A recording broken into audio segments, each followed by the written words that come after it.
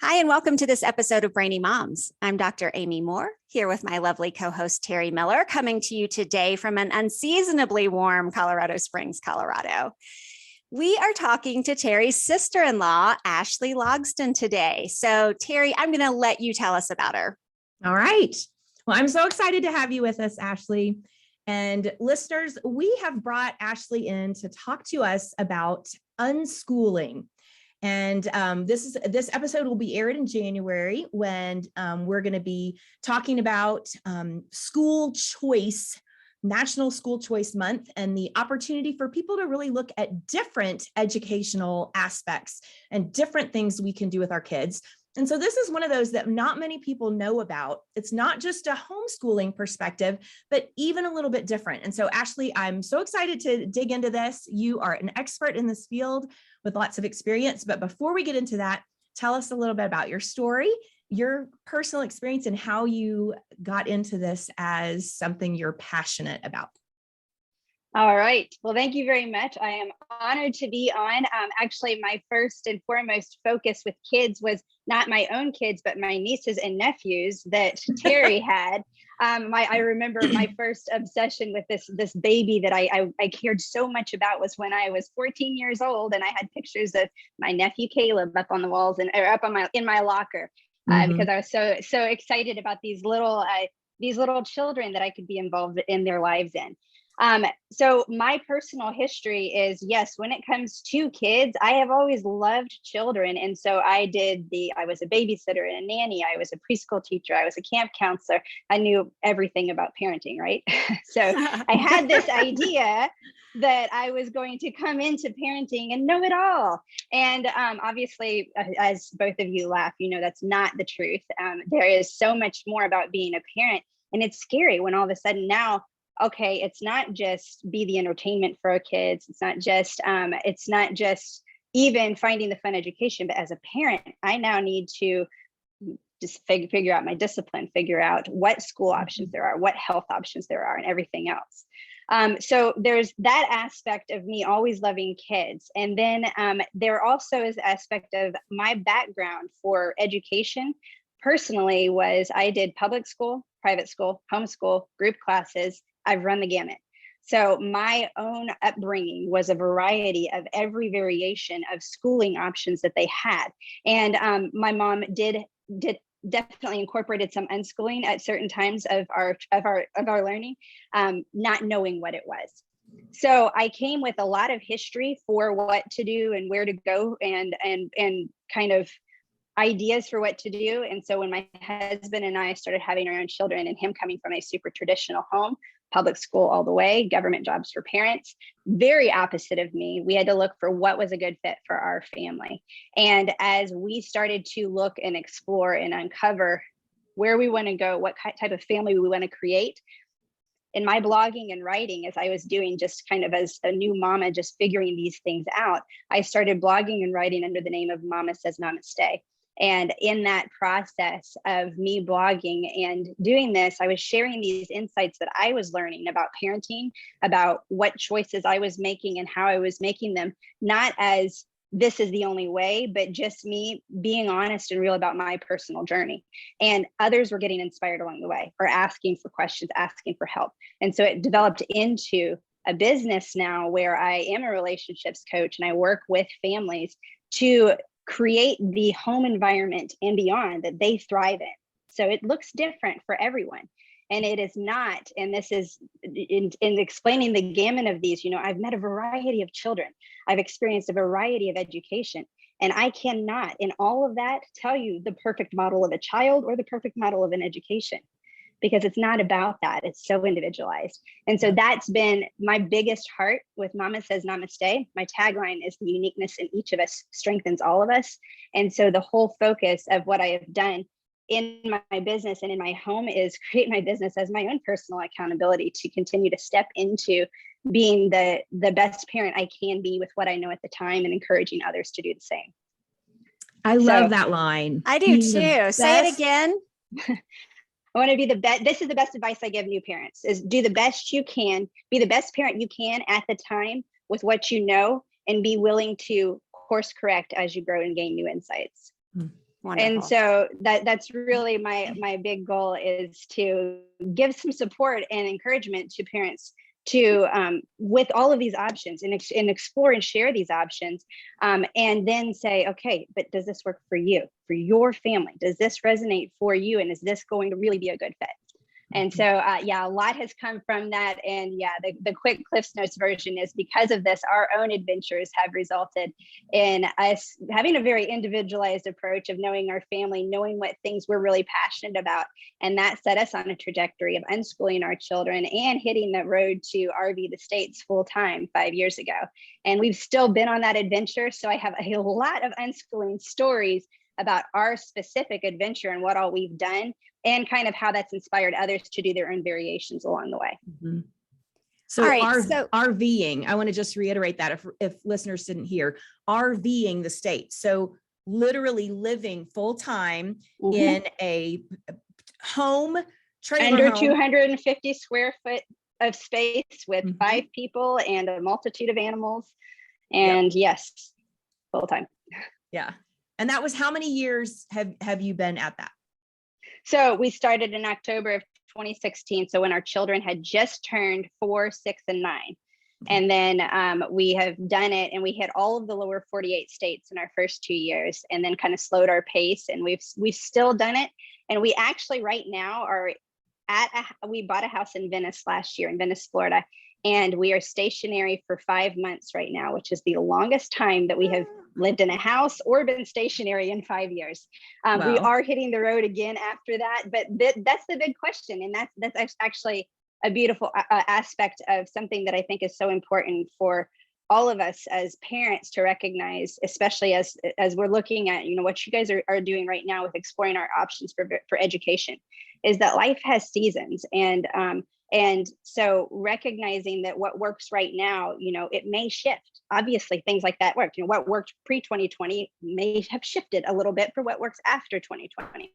So recognizing that life has seasons is also an opportunity to give us grace in this process of learn and educate yourself and see what are the best resources, what are things that we can do with our children, and recognize that will change. As your children grow, they're going to change. And as you grow and your insights grow, that's going to change. And there's so much that hasn't even been created yet.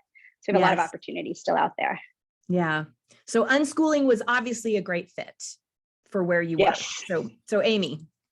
So let's educate our listeners a little bit about what we're talking about. So tell us what unschooling is, and is it different from homeschooling? If so, how? So just give us the big picture on what unschooling is. All right. And I will tell you that if you go into all of the logistics, if you want to take, there's homeschool, and then homeschool would be your big umbrella, basically saying anything that's outside of the traditional school environment of going somewhere. So homeschool is I'm as the parent am taking initiative to dictate what my child's education will look like. But under that, you don't just have homeschooler, you have the unschooler, you have the radical unschooler, the world schooler, the road schooler. I named it functional education. Honestly, all of those are very similar. And so I'm going to give you the overview version of unschooling is that unschooling is not curriculum based and grade based and test based. Okay, so a true radical unschooler, which is the most extreme of this, means everything is directed by children. There isn't major, everything is directed by children kind of on their own time, and it's more working around them. The radical unschooling is very, very child focused, and that is going to be your most extreme aspect of it. And there's a few proponents that advocate for that. The other, but it really goes along a spectrum of what it is. And so my best way to explain it is how I've kind of coined it with functional education. And so I know you guys are familiar with functional medicine and that mind, body, soul approach. When I think of functional education, what I think about that is that my learning is not confined by the walls of a classroom, by the grades that I have, or by my age. It is a lifelong process, and the world is our school and everyone is our teacher. And we have the opportunity to learn from everyone. And so we don't say we unschool our kids, we say we're an unschooling family, because I'm unschooling right along with my children. I'm growing along with my children, and I'm doing it. And where a true radical unschooling approach may allow a child to completely lead, I am choosing to modify it to what fits to my family. And I know that with my children, with their personalities and with their ages, sometimes a little extra encouragement, sometimes hey, let's set a goal. What's a goal that you have? Okay, how can I support you in this? It looks very different than the traditional education model. And the biggest shift, other than the fact that, I mean, the biggest thing that distinguishes it is that saying, the no curriculum, no grades. That's the way that we can say it. But the bigger aspect of it is it's a mindset shift. Because when you go from to unschooling, when I look at traditional education, I can quantify what it is that they've accomplished because of their GPA or their test scores or what grade they have accomplished. But as an unschooler, if I don't have all of those, how in the world do I know that my child is thriving? It's a great opportunity to really freak out and to second guess yourself and everything else. And I'm speaking from experience. Okay, I've had those nervous moments. The biggest thing with unschooling is reframing your mind that my goal for my children is not to get them to memorize or to memorize every president or to have a 4.0. My goal for them is to understand how to learn anything they want. That is my biggest desire, is that my children know how to learn and that they love learning. And those are my biggest areas of focus, because I also recognize that there are a lot of things out there to learn that haven't yet been created yet. And so I've been challenged before on, how can you do unschooling and assume that and expect your child to thrive as an adult? And I look at, okay, I'm a coach and a podcaster. Never learned anything about either one of those in a traditional school setting. But I'm very grateful for my desire to learn and how to learn that I figured out, so that I could figure out how to be the coach and be the podcaster and get the research and learn what I needed. So that's kind of the big overarching view. Your easy answer is no grades, no assignments, no curriculum. But your overarching answer is it's switching from what do they learn to I want them to know how to learn and love that process. And that's a lot of times the big driving goal for the unschooling community. Great. So, okay, this is a big question, and you can make it a narrower answer, but why? Why would we want to do this? Why? Because I'm not going to be there for my children all the time. And there is a saying that I actually, it's not here, it's actually in my RV. I have a framed embroidered print that my mother embroidered the year that I was born. And it says there are two lasting gifts we can give our children. One is roots, the other is wings. And what this does, and my why and my desire, is that this is wings. Because when I talk about the fact that now I am in the decade where all of my children are going to turn into adulthood, what I'm saying in that is not all my kids are going to be out of the house. I'm done with my kids or anything else. What I'm saying is this is the decade I'm launching my children into their own independence. And so I'm passionate about what I'm doing in unschooling as my process of helping them to be able to be independent and critically think on their own to get the answers that they need moving forward. Okay. But was the unschooling movement a response to dissatisfaction with traditional schooling? Yeah, I wanted to jump into that, knowing the history and having memory of some of the things that y'all started with Clara. So tell a little bit about that. I mean, if you're comfortable with that, and if we don't need to use her name, we can edit that out. But just no. Okay. Yeah, share that. The process, the reason I came into it, now, obviously I was coming into it knowing that I had multiple options. And so when I looked at it, I wasn't just looking at, well, public school is the only way to go. And now I'm mad at public school and I'm reacting in this way. And yes, to your point, there are a lot of people that are coming to unschooling because they've been burned by the public school system. They're mad about it. They're frustrated or anything else. I actually, in my own experience, I came to it with young children as what was my first step and where was I going to go. And I did a Mother's Day Out program with my children. And it was very clear from the get-go that my oldest was very introverted, was a voracious learner and loved to learn, but was very particular with how it was going. And it was a lot easier, and I could see her come alive in more of that individual setting. So, I mean, I saw this as a great opportunity for me to grow with her and to work with her. And I do see that, you know, unschooling and homeschooling, especially unschooling, that this is something that I see as a privilege. I mean, this is an opportunity that we can do, and I recognize not everyone can. That's why I still want to advocate for and still do everything I can to help all education options to be a positive. And I don't want to just have this as a way to negate another way. I want to say the point here in my desire with education is to help every child learn in a way that helps them to want to continue learning, not say, oh God, I'm over with it now, and then move forward with a fixed mindset for the rest of their path. So so yes, I will say, I mean, unschooling and so many other things have been created out of reaction, out of frustration, out of anger, and wanting to have the exact opposite. And that's not the blanket statement for it all, because there also now is, I'm just looking at the beautiful variety of schooling options we have, that at this point, we have so many options. And with the virtual world, we have so much support that I want it to be an encouragement for parents that, hey, you're not alone in this, and you can get the support that you need in a lot of different ways here. So finding some ways to, again, look at this not just being all the pressure on one person or blaming that, you know, the school systems failed us and now it's all on me or anything else. Yeah, I think it was, my memory is that, Clara is so bright. Your oldest. For listeners, Clara is 14 or 15 now. Is she 15? 14. I was like, she's not 15 yet, is she? Okay, yeah. You're older than Serene, and then Ellie a year younger. Okay, yeah. So, yeah, that I just recall that she so bright at a really, really young age, so bright, so innovative, and yet my memory is that she didn't fit into the little boxes, the little cubicles that would have been a normal classroom setting. And so you guys educated yourselves, set yourself up to do something different for her, was my memory, that you didn't just have this, like in college, this perspective, like, you know, this is the way to go and we're going to, you know, pursue this route. No, it happened experientially. Is that true?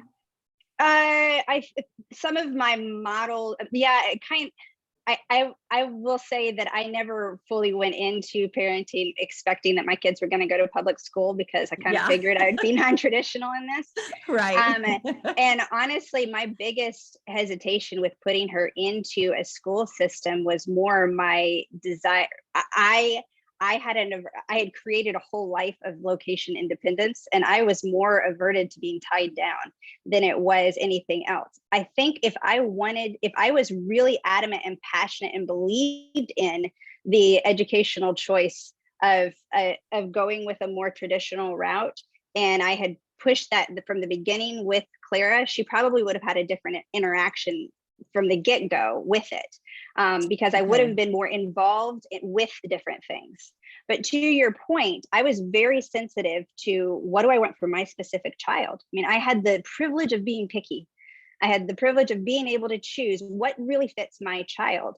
And I knew I could do a lot more with her. But even to that point, let me use her as an example. So I thought I could do a whole lot more with her. And what happened is, I was a voracious reader when I was, or still am, but I was a huge bookworm. Early reader by second grade, I was reading by second grade, I was reading at fifth grade level. By fourth grade, I was reading adult books with my mom. I was a huge bookworm. Teri knows this. They would all tease me because my nose was always in a book. I had no sense of direction. And so I just assumed my children would be the same way. And so here I have a child that now is my responsibility for teaching. And come 5 years old, she can't really read. 6 years old, still struggling. 7, still struggling. 8, have I failed as a parent? I am completely screwing my kid up forever. 9, still struggling. 10, this was the hardest unschooling lesson I could ever have right here. Not having a reader when I lived by books by 4 on. And that was my whole world. And here I have not one, not two, but 3 struggling readers, 3 kids that did not have the same desire that I did. Yes, I did a different model. And even now it may be, again, I did what I knew I did the best I could with what I knew at the time. And so that's what I have to keep saying, because I did the best I could with what I knew at that time. And so I tried, 5,000 different learning techniques on for Clara. She got the gamut, to the point though that I also looked at, okay, I want to be realistic about this. I'm not trying to box myself into a label of unschooling or homeschooling or radical unschooling or anything else. I am not trying to do that. What I'm trying to do is figure out my kid and what works the best for her. And at the point of reading, for her and for me, we were having a point of just not really understanding it. And I hired a tutor. I hired somebody else to come in, and she worked with her and really helped her with some basics and some core foundational things. And it was wonderful. I don't discount adding or getting support if it's needed and if somebody is struggling. And I definitely am an advocate for changing up the energy if you kind of are hitting the same thing over and over again. What has happened as far as the reading has gone, though, is that we have had a click that happens where a child who is delayed, they've taken a long time, they just haven't gotten it, they've struggled. I mean, I looked up everything. I looked at resources for dyslexics, for dyscalculia, for ADHD, for anxiety. I've looked up all kinds of resources. I've looked for all these ways to support. Ultimately, when it clicked. And what happened is they clicked with the maturity of a 10-year-old and a 12-year-old, as opposed to a 5-year-old. And so what happened is they didn't start on board books. They clicked, and the first book that my daughter read was on the law of attraction as an adult book. And my middle child has been our biggest struggle with reading. And it clicked about a month ago. And we have to set a timer for books so that we can see her again because she's reading a whole series and she's loving it. And so, there is a lot of mindset shift that has to change, because we are coming into it. And especially if you come at it from an education standpoint, where we've had these checkpoints and parameters. I mean, we're taking away all of our security blankets to go over into unschooling. And so it is a constant checking in, red light, green light. Are we flowing well? Is this working well? And are we learning and growing, or are we getting stagnant? Are we hitting a dead end? Are we hitting a brick wall? What can we do to course correct? How can we reevaluate? Viewing life as seasons gives a lot of grace in this, and it allows for parents to have a little bit more confidence for how to do it, recognizing, okay, let's try this for a season. It's okay. I don't have to commit to this for 30 years. Let's just try it and see what works, and then keep moving forward. Yeah. So I'm going to play devil's advocate here. I love that you brought up reading because the flow that you mentioned is typically that we learn to read so that we can then read to learn. And we know from research that the whole language approach that we took as an education system in the 80s and 90s, where we just said, hey, if we immerse kids in a print-rich environment, when we read to them, that they will naturally learn to read. And the brain doesn't work that way. So we know that you have to have direct instruction in order to be able to assign the correct codes to the correct sounds to learn to read. Will there be kids who defy that process? Sure, it happens. But globally, that is how we have to learn to read. So what would you, if you had to do it over again, would you have brought in a professional or a tutor earlier than 11? Was it 11 that you said that you did that with Clara? No. The tutoring for Clara with the reading was when she was around 6 or 7. It was before we left. Yeah. Okay. So no, it was not. We did not bring in help for them at the later ages. Any help and support they got was before we hit the road. So for the past 5 years, it has been completely organic and us working with the kids just on our own and talking with them and everything else. So yeah, this has been them learning it on their own without it. But as far as if I would have done the early intervention sooner with them, because of the lifestyle that we live? No, because we had, well, I say that with the virtual world, I mean, I do believe that there are so many resources that are out there. If there is a point of struggle and a desire for it, that there's no excuse for not being able to get that help, for sure. Yet we had 5 years of learning so much. And my number one goal with my kids, first and foremost, is to raise a good human. And I don't mean that as good and bad people, but someone who's seeking the good in life and seeing how they can be a positive impact. We've spent 5 years enforcing and working with our children on how to be a positive impact. And they've had hands-on experiences of, you know, banding saw-whet owls on their migration with an ornithologist, or, you know, building a whole litter thing and educating people on plastics and litter down in the Keys. And they've had such great enriching opportunities and experiences that a lot of their learning has not been reading. It has been live interaction with people, and really soaking up in real time what all is going on. So the model has shifted for us. I mean, our approach shifted, and yes, I am a huge advocate for reading. And all of my children, as they have gotten older, they've gotten less and less support from us on helping them in that. And so they basically have gotten to that point of, this is inconvenient enough. My motivation is there because I'm tired of having to wait on everybody else to tell me what everything is written. So that was kind of where their biggest pull came, was when they hit that internal motivation. Because my biggest thing was, if I were going to just try to drill and force, I was going to create more resentment than what I cared to do. And I wanted to really instill a love of learning, as opposed to, you have to muscle through this. And I experienced, especially with 2 of my girls who are a little bit more fighters, I experienced a lot of fight. And so I had to choose at that point, is this task or thing more important than the relationship or the person?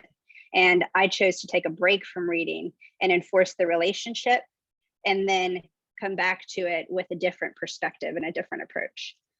So that is, and with unschooling, that is a big reframing aspect of it. If you, especially if you are coming from yourself being an educator, or your child having been in a traditional system, before you ever jump into unschooling, I highly, highly advocate for deschooling. And that is a very well-known term in the unschooling world. Deschooling. You have got to let go of the expectations and the agenda of what that school was. It's like I said, you know, letting go of those checkpoints, because if you go to the checkpoints and all of those parameters that you don't have in the unschooling world, it's very overwhelming, and it's a recipe for conflict and struggle for both parent and child. So deschooling is getting to know your child and getting to know, how do they learn? How are they motivated? What's really fueling them? Because that's what I was able to do. And so in my process, I found out Clara is really motivated when I can give her some clear guidelines for what it is that needs to happen. And if she can identify her why, so she understands the purpose behind it, and she's clear on the expectation, she can go off independently. For my middle daughter, if I can help her to understand fun, if there's the fun in it, even the hard work that needs to happen for the fun to happen, but as long as I can identify the fun aspect of it, she's going to have more motivation. She's more willing to push herself further. And for my youngest, it has to be a challenge. Sometimes it's flat. I bet you can't read that. Oh, yes, I can. And then all of a sudden she's done it. So just recognizing those things. And if I can focus on the motivation for me is way more important than the actual application for it. I'm going to show them those motivating tools so that they can apply it in any aspect that they want. Okay. I want to look forward a little bit for listeners that are thinking, gosh, okay, this sounds pretty great. You know, I want to pursue this avenue, and yet I have these concerns. So reading, of course, that was a big concern that we've just talked about. How early do you introduce that? What about really getting into the nitty gritty of teaching those reading concepts? I mean, that's going to be something that each person pursuing unschooling or deschooling is going to really have to process and dig into is reading. The second thing that I think is important, a lot of listeners might be considering is, where does this go down the road? Okay, so Clara's 14. So she's heading into high school age. My experience as a homeschooler, and Ashley, you know, we homeschooled the 3 oldest kids all the way through. They started doing some part-time in high school, had to bring tutors in high school, but we homeschooled them out of necessity. And I often referred to myself as the reluctant homeschooler because our firstborn had major medical problems, and brick and mortar school did not work for him medically, physically, for his health. So we made those choices. Once they got to high school age, I pretty quickly discovered I was not capable of, particularly in math, of helping them. I didn't remember. I wasn't able to pursue those things.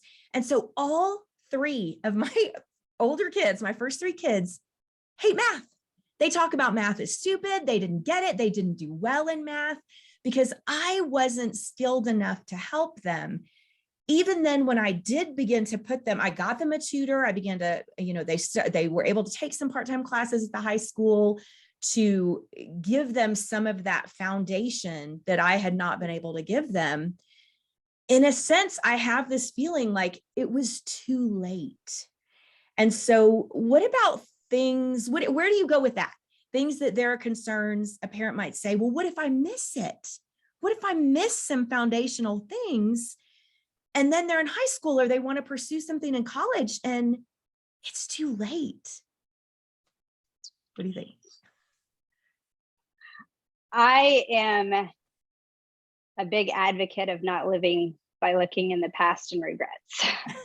Okay. On what has happened in the past or how I might have failed. If we are approaching life with a growth mindset says that I can always build on and create and I can walk toward in where I want to go, versus a fixed mindset saying it is what it is and I have to deal with it. So if I have this idea of a growth mindset, then any limitation that my child is struggling through, it's okay, not yet, let's get there. The older they have, the more maturity they have to do it. And so the deal is this: when you were going and doing your research or your certification, like you looked at your checklist, what you needed to cover, and you did that. So right now, I mean, really a lot of times what happens for unschoolers is you basically have your IEP, you have your individualized education plan. I'm telling Clara, okay, let's look at what our umbrella school is for our state. So what we have for our protocol, what are the legal requirements for you to graduate? We need to have that list. We have that list. Then we have, okay, these are the things that are required to graduate. How are we going to make these happen? What resources are we going to pull in order to do this? Especially for her being in high school, this is oftentimes unschoolers very consistently are doing dual enrollment in college. They're taking college classes. A lot of times they are already working or building their own businesses or just launching straight into entrepreneurship. I mean, entrepreneurial mindset people and children tend to fit really well in an unschooling environment. That right there is a key, because if you think entrepreneur, I'm not going for what my children, there is a shift in focus from what my children know versus what my children can create. Can you create and innovate? If you can create and innovate, then I don't see any kind of delay back here, because I can look at Clara, for example, as a great example of this, of writing words backwards, showing signs of dyslexia, knowing my brother did that. And I'm not discounting the fact that there are times you need legitimate help, 100%. And pay attention to if your child is continuously hitting and you're just not getting it, get help, get support, get the resources that you need. But what I saw is there was some, but it was not to the point of needing anything extra. And she, over time, she corrected herself. She is an amazing writer. She has I'm shocked at her spelling, because she was a horrible speller, and I'm really big on spelling. And it wasn't from me doing it. It was her own desire, because of the type of personality that she is. She wanted to get it right. And so she is the child who will practice the same 5 keys on the piano for 3 weeks until it's perfect, and then go forward. I have to have trust in her. I trust her enough to know that if she has a big desire to get to it, that she's going to use the tools that we've worked with her on to check the points, to do it, to cross off what needs to happen, whether that's taking a course, working with somebody, apprenticing, shadowing, or anything else, to get what she needs in order to check the requirements for graduation. And that's what we're at right now. And that's kind of what we do. Our goal as the young children is to get them equipped with the tools to know how to learn, so that then we can work with them to create their own learning plan and support them in that, so that then by the time they actually are launched into independence, they know that they have all of the tools, and they know how to even create their own learning, so that they can continue, because learning doesn't stop when you graduate. It does continue. And this is their opportunity to continue and build for those creative and innovative businesses and companies and ideas that we don't know yet. Yeah. So I think Clara, it's, go ahead. Yeah. well, I think it's super important that you brought up having an individualized learning plan for each child, that this isn't about just letting them play all day and they'll figure it all out. That it is that you are looking at what are the graduation requirements, what are the legal issues in your state. You have to meet those. I do have a question about grades. So while I understand the motivational aspect of mastery experiences without grades, love the idea, you have to document a grade somehow if your child is going to go to college. So what does that look like? What systems have to be in place for things like that? And that's something that tends to be very individualized, because it's state by state. And not only state by state, but you're looking at who are you using as your umbrella or anything else. And so each state is going to handle things a little bit differently for how you're submitting and reporting things and what they will okay. A lot of times up until high school, you can get away with putting like excellent, satisfactory, or needs improvement, that sort of thing. But then, yeah, you go into doing grades. But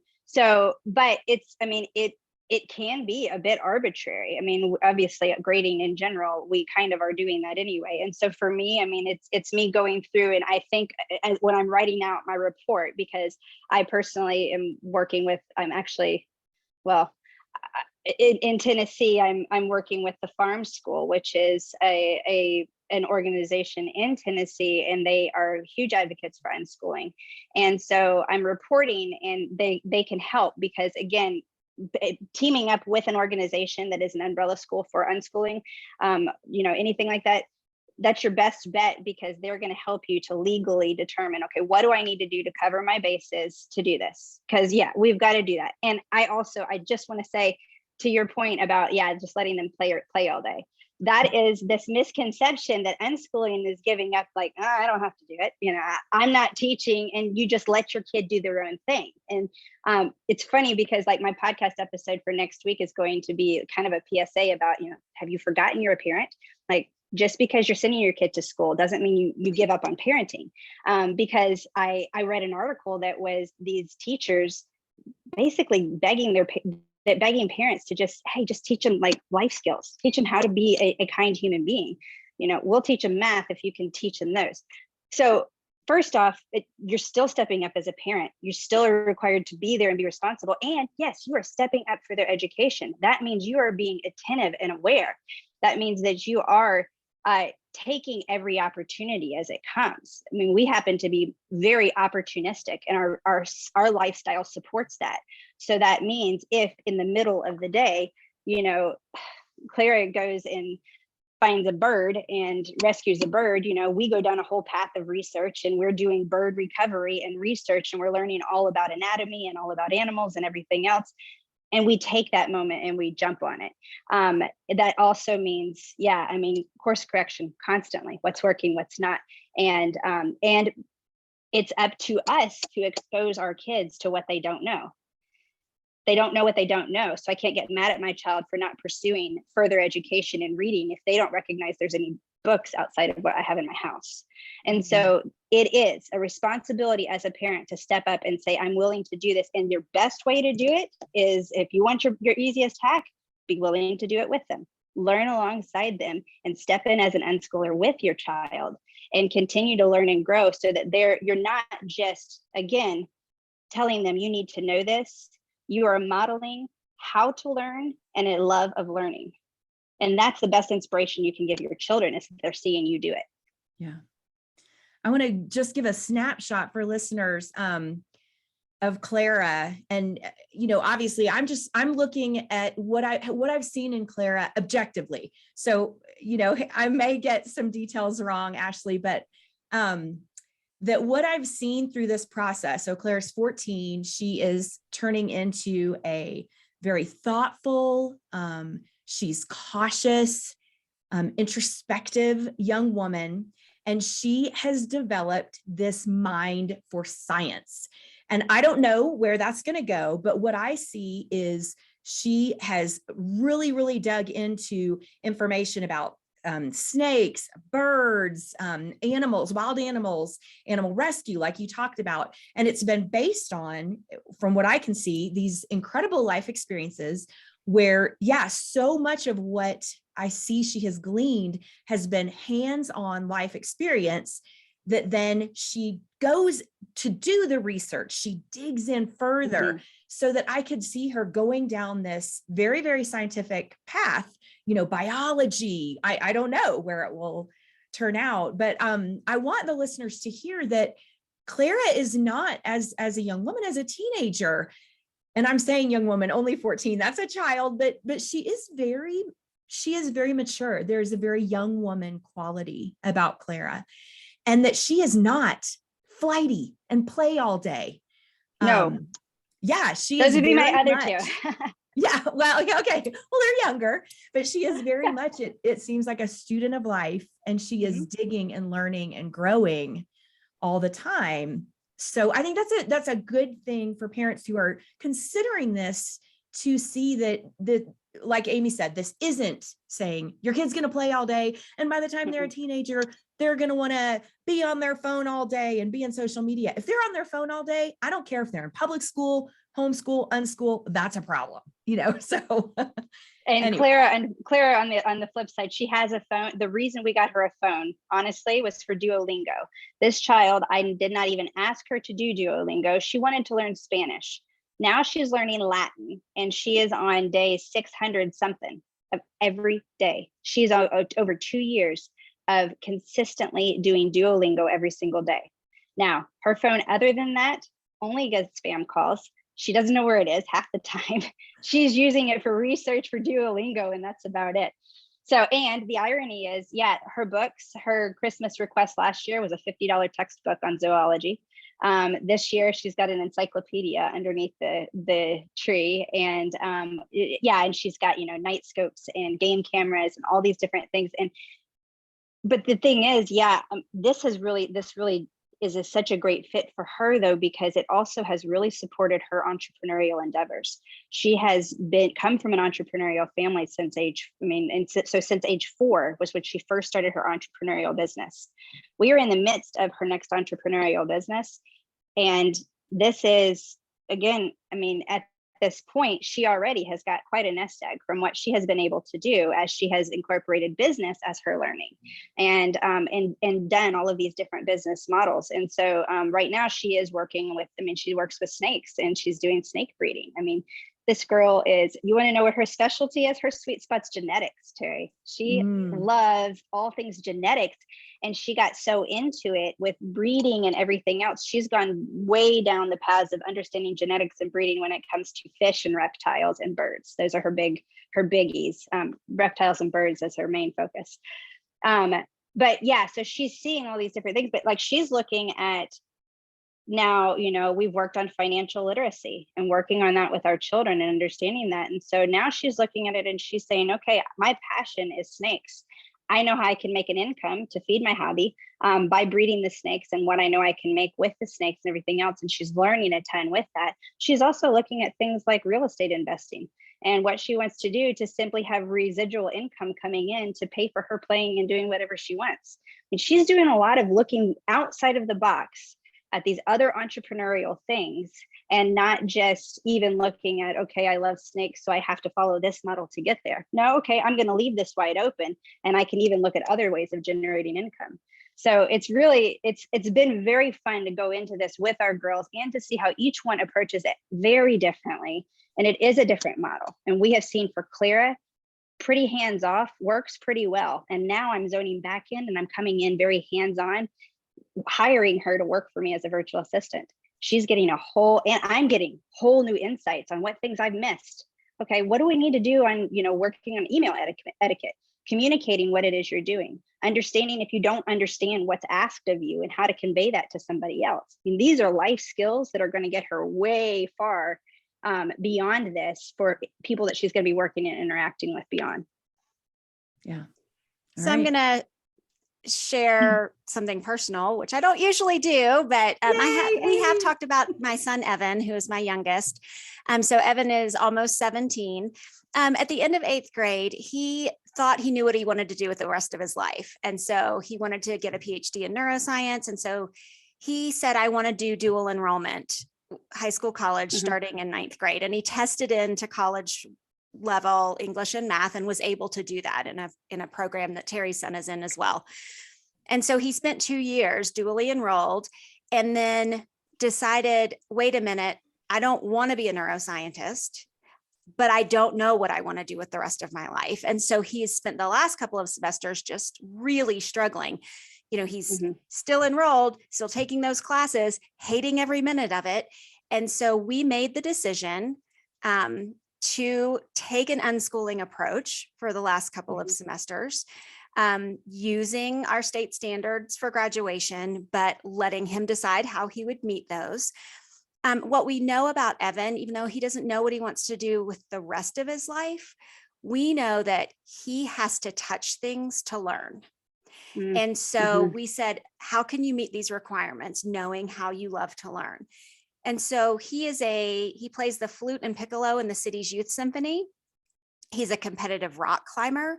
He's a barista. He did sign language instead of a foreign language. All of this is using his hands to learn. Yeah. He's a baker, right? So I'm like, let's look at this. So culinary science, physical education, music, foreign language. He's learning everything through these real life experiences that we can then in turn give him credit for. Right. And, he's on the youth leadership team at church. So, I mean, all of that, where he writes devotionals. So he's getting all of these requirements through how he's living his life anyway. Right. And he's taking financial math at the college to finish that math requirement, because everybody should take financial math. You just talked about financial literacy, right? Yeah. He doesn't need to take college algebra to meet the requirements to graduate from high school. Nice. Right. He can take financial math and learn about amortization and about balancing a checkbook and about investments. Right. Learn real life applications. Applications. And he is so at peace with this new plan. My husband had deer caught in the headlights. What do you mean we're going to do this? And especially so close to graduation. It's completely valid why you have hesitation for that. For sure. And props to you though, for recognizing when your child's thriving and when they aren't. Yeah. And I said, look, I was a teacher before I was a psychologist. I was a curriculum coordinator. My master's is in education. You just need to trust me on this. Yeah. That's what I said to my husband. I just remind him, I'm an expert in this area. Expert in quotes, right? Because, right. Yes. But you just need to trust me. And he said, okay, I'm going to just let this play out. And so I really grilled you on a lot of things, but I want to tell you, and I want to tell listeners that I've been a proponent of the unschooling movement since it started. Is it right for everybody? Absolutely not. But can it meet the needs of some families, many kids? Absolutely. And so I'm super excited that we've had our first expert now. about that movement on our show so that we can really bring awareness to those options. That's what we're talking about. You're not slamming public school. You're not slamming private school. You're not slamming traditional schooling. You're saying this is a viable option. Yes. For families, for kids. Yeah. So we need to take a break. Let Teri read a word from our sponsor. And when we come back, we want to hear about your podcast, about your courses, about your services. You know, how can parents connect with you to learn more? Okay. Is your child struggling in more than one subject in school? Have you tried tutoring but still aren't seeing the improvements you were hoping for? Most learning challenges aren't caused by a lack of instruction. They're typically caused by cognitive skills that need to be strengthened. Skills like auditory processing, memory, reasoning, attention, and processing speed. Learning RX one-on-one brain training programs are designed to target and strengthen the skills that we rely on for thinking and learning in every subject. Learning RX can help you identify which skills may be keeping your child from performing their best. In fact, they've worked with more than 100,000 children and adults who wanted to think and perform better. They'd like to help get your child on the path to a brighter and more confident future. Give Learning RX a call at 866-BRAIN-01 or visit learningrx.com. That's learningrx.com. For those of you who are considering unschooling or are homeschoolers and are looking for some reading remediation, Learning RX is absolutely a great option. Teri and I are also clinical researchers. We've done more than a dozen studies on the Learning RX brain training programs. And so the Read RX program would be a great place to start if you have a child who is struggling with reading.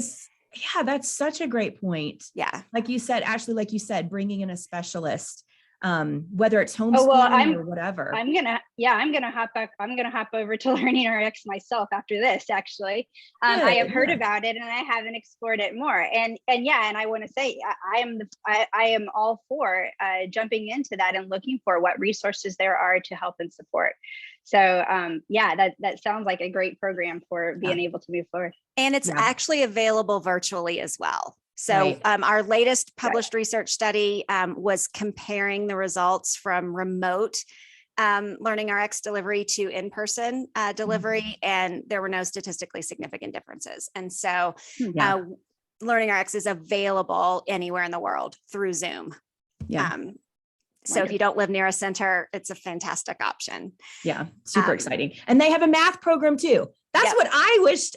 I had the money I spent on a tutor for my kids. Shoot, I wish I had known about the math program Learning RX had back then, but I didn't know. So math as well if you need math help for your kiddos. So all right. So Ashley, we'd love to hear more about what you're doing, your podcast, your coaching services, all of that. Yes. Well, first and foremost, obviously, since this is a podcast, the Mama Says Namaste podcast is my podcast. And I actually started it kind of as an audio blog because I had so much blog content and was looking for another avenue. And I was scared of what I was going to say on a podcast. So I read my blog, but that's how it started. And I started with seasons. And so I have season 1. And the reason I say the seasons is because it kind of covers the overarching themes that I cover when I do coaching with people, and that is understanding personality styles. So as a relationships coach, I do coach individuals and families. I've actually had a lot of fun coaching families where I even have done sessions with the kids that have been really fun. So I work on understanding personality profile or personality styles, not as the label, but simply to open the door to self-awareness, because that's my biggie here, is to open the door to self-awareness and to take personal initiative for what works for you and how you thrive best. So we do that. And then the second season of the podcast was on marriage and intimacy. And so I brought my husband in for that. And he never left after that. So my husband, Nathan, is my co-host. And we cover the next few seasons. We cover marriage and intimacy. We cover parenting, alternative education options, minimalism and decluttering, clearing the clutter from your head, your heart, and your home. And also alternate or family travel. So clearly with our travels. So we did them all in season. So there's some great combo episodes, but then we moved into just hitting those topics generally from then on. And so at this point, we're 229 episodes in, and we have a lot of fun. It has changed a lot. And our kids are sometimes interviews on there, as well as other guest interviews that we bring in as well. So Mama Says Namaste podcast is a biggie. And then on the Mama Says Namaste website, I actually want to share 3 resources for those of you that are listening. One of them is just a free resource that I want to give to everyone. And that is just a download that is 5 tips to get your child to love learning again. And so thinking about those parents that are frustrated that their kids, and this, it doesn't have to just be for unschooling. This is for anybody, because regardless of what you're putting your kids into, you still have the opportunity to step up as an unschooling parent and continue to be learning yourself throughout your life. And so this is something where everything that we've talked about today, you still can do, even if you're putting your child into public school. You can still be proactive in showing up and helping them to fuel their learning and get excited about it. So this is a free download if you go to mamasaysnamaste.com/love learning. That's a free one. And then I have 2 courses that I have done. And one of them is completely for those that are very specifically looking for RV in the States full time. And it's called 90-Day Family Road Trip. And I want to say that in here for 2 reasons. One, because some people, especially if you're looking at alternative learning, especially like unschooling, a lot of people do it for the opportunity to do location independent learning, to be able to travel. And this is a great way of doing it from a relationship coach perspective that says, hey, it's not just about the road trip. If y'all are at each other's throats, you're going to be miserable. So let's look at how you guys can do this in a way where you really thrive. And I also love the fact that it's a 90-day deal, because again, recognizing our life as seasons, approaching anything that you're doing with, okay, let's see how this works and how it thrives, is how we thrive as a family, is so valuable. So that course, and then the other course is the Discovering You course. And this is a course that is brand new this year. And that's on the personality styles. That is the basis for everything I do. And that is, if you want to create that life you thrive in, you've got to start by looking inward first. And this is a way of looking inward to understand how you tick, how you are motivated, and then go beyond that to how is your family motivated? How do they tick, and how can we work to really get the best out of everyone? So I'm excited about those 2 courses. The Discovering You course was my baby this year that I finally got out, and I'm so thrilled about.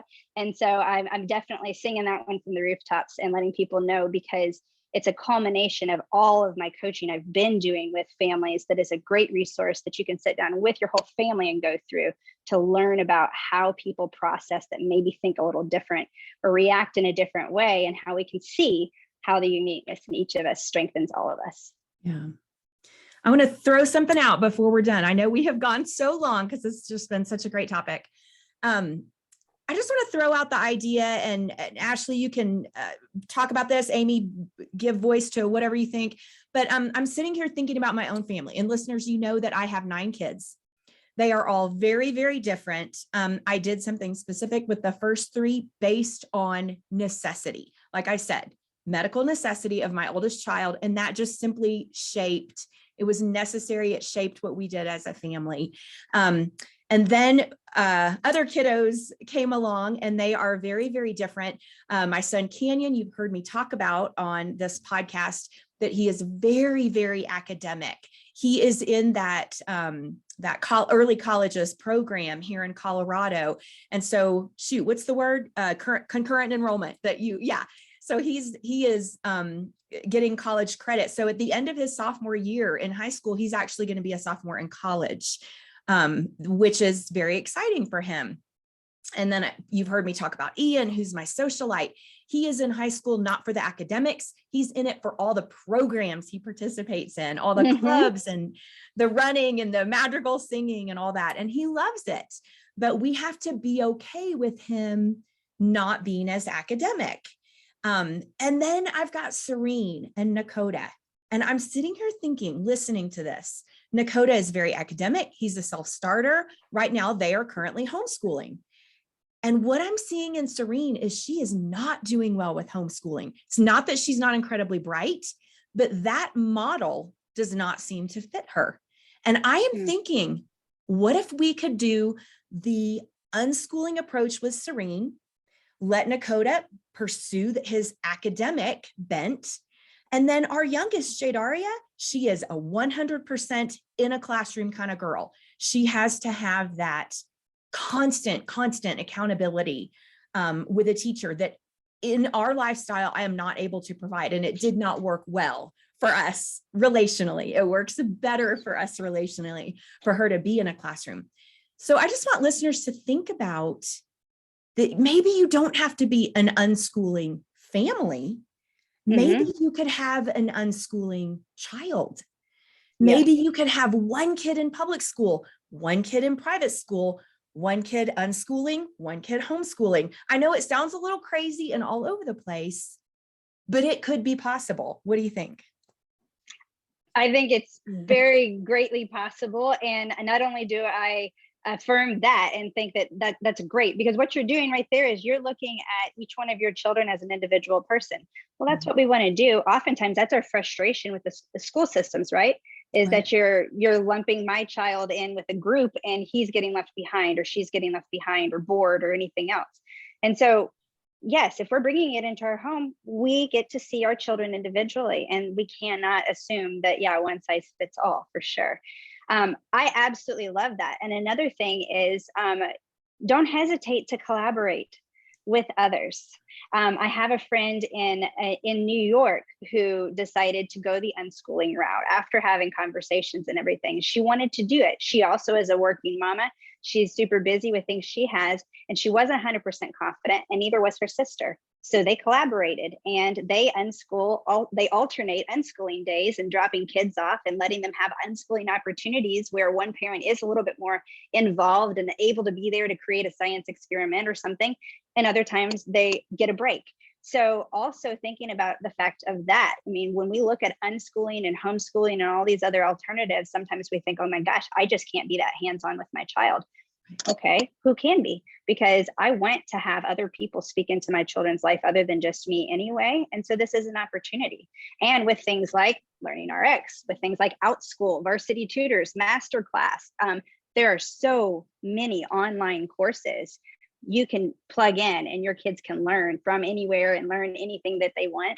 Yes, use any and every opportunity there is. And yes, 100% make it down to the individual child as opposed to everybody as a whole. Yeah. Nice. Beautifully said. Ashley, is there anything else you want to leave our listeners with that you haven't gotten to say? Just that the two reminders: do the best you can with what you know at the time, and be willing to course correct. Life is full of seasons. Even the bad ones will pass. The good ones, recognize and appreciate when you're in it, and value that and cherish that. But recognize there are seasons, and there's beauty in having grace for that, and that we do change our minds. We do grow with new insights. We do have, a child who wanted to go into neuroscience and then doesn't, and it doesn't in any way negate that passion. That passion opened a door of learning, and it is a first step that helps to solidify things that maybe your children don't want, that helps to narrow down what they do want. And so these are seasons of life. We are growing and learning together. And the more we have more grace for each other in the process, both adults and children, the more we can all thrive. Love that. So good. So we'd like to thank our guest, Ashley Logsdon, today for just really opening our eyes to possibilities. We hope that you are excited about all of the things that she shared today. If you would like to connect with Ashley, you can visit her website at mamasaysnamaste.com. You can follow her on social media at Mama Says Namaste. We'll put all of that in the show notes, including the links to her courses and the links to your free download on the tips to get your child to love learning. So thank you so much for listening today. If you loved our podcast, we would like you to leave a 5-star rating and review on Apple Podcasts for us. If you would rather watch us, we are on YouTube. You can follow us on social media at the Brainy Moms. So look, until next time, we know that you're busy moms and we're busy moms, so we're out. See ya.